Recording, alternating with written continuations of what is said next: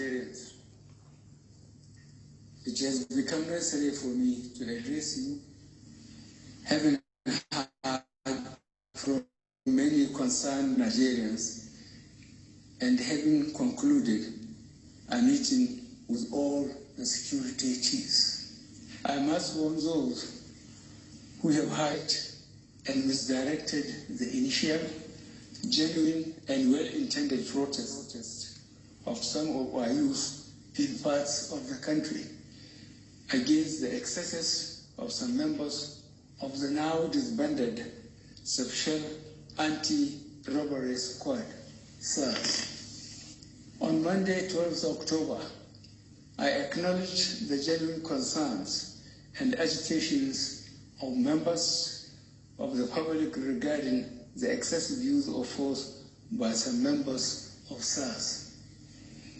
The choice to demonstrate peacefully is a fundamental right of citizens as enshrined in Section 40 of our Constitution and other enactments.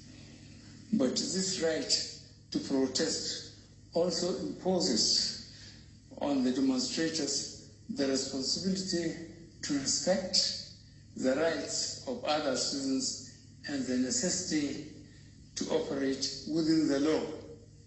As a democratic government, we listened to and carefully evaluated the 5-point demands of the protesters. And having accepted them, we immediately scrapped SARS and put measures in place to address the other demands of our youth. On approving the termination of SARS, I already made it clear that it was in line with our commitment to the implementation of extensive police reforms. Sadly, the promptness with which we have acted seemed to have been misconstrued as a sign of weakness and twisted by some for their selfish and patriotic interests. The result of this is clear to all observers.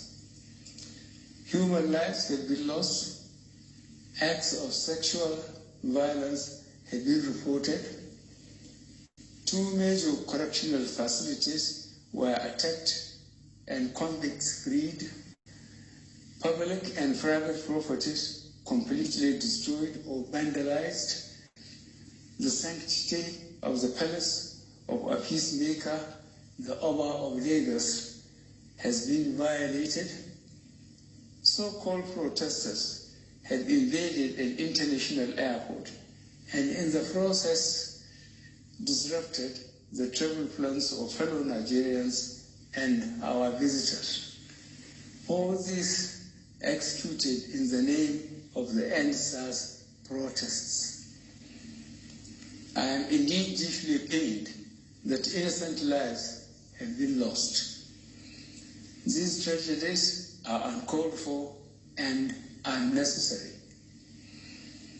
Certainly, there is no way whatsoever to connect these bad acts to legitimate expression of grievance of the youth of our country.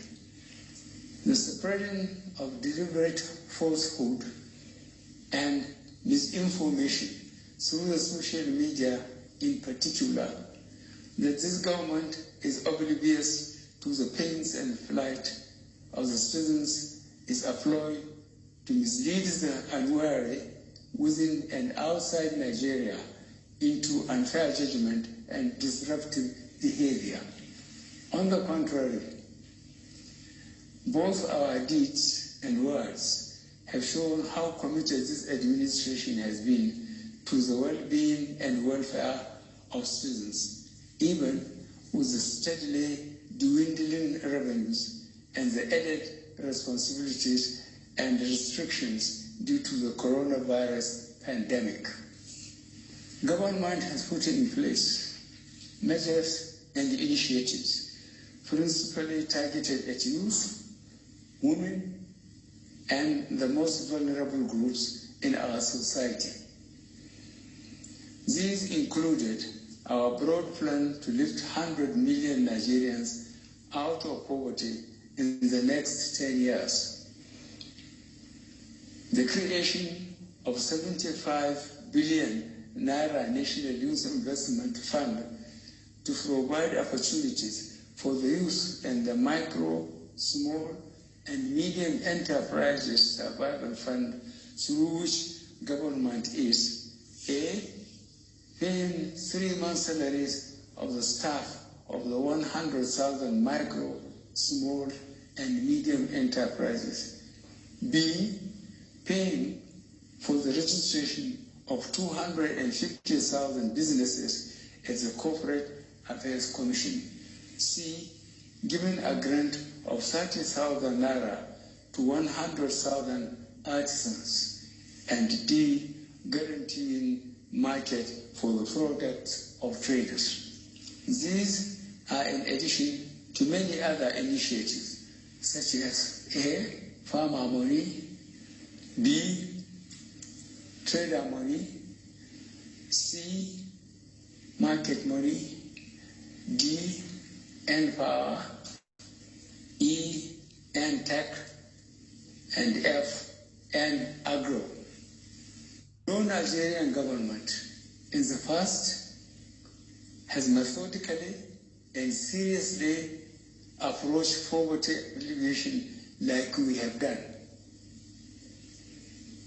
With regards to the welfare of police personnel, the National Salaries, Income and Wages Commission has been directed to expedite action on the finalization of the new salary structure of the members of the police force. The emoluments of other paramilitary services are also being reviewed upwards.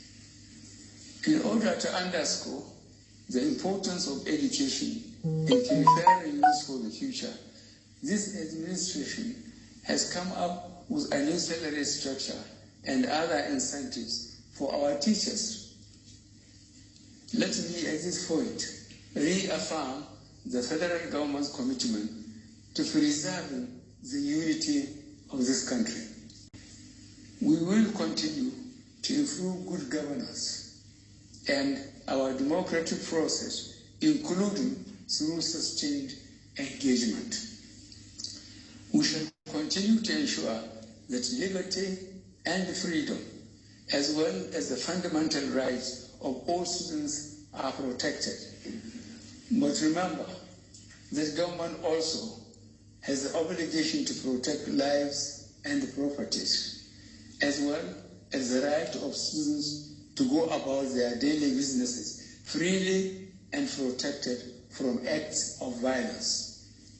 To our neighbors in particular, and members of the international community, many of whom have expressed concern about the ongoing development in Nigeria, we thank you and urge you all to seek to know all the facts available before taking a position or rushing to judgment and making hasty pronouncements.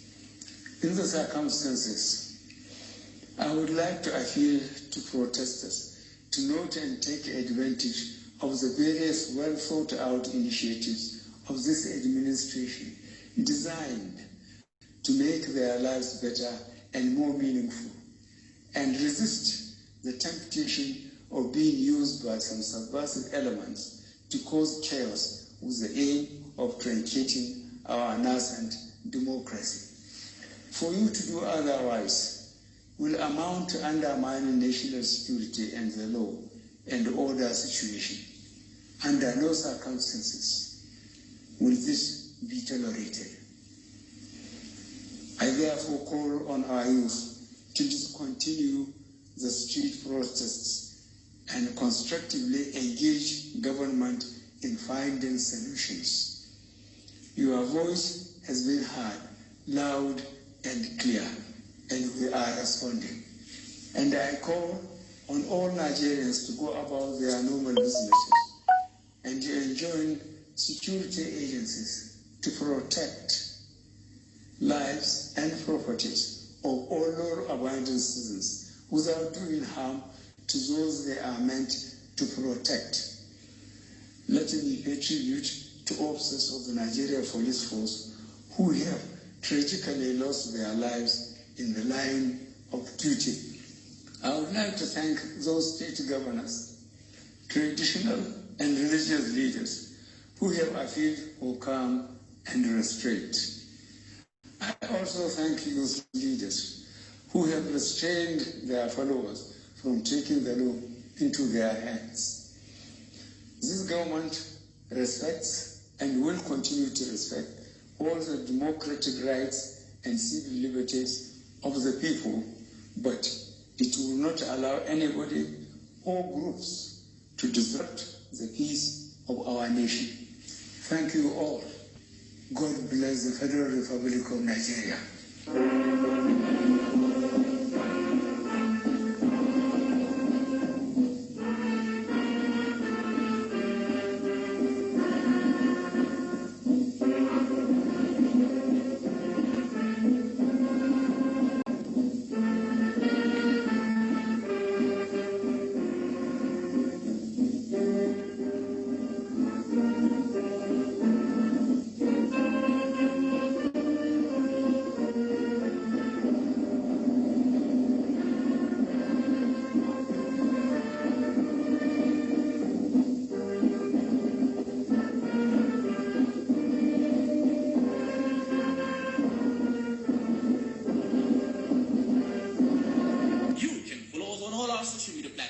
And that's a 10 minutes address.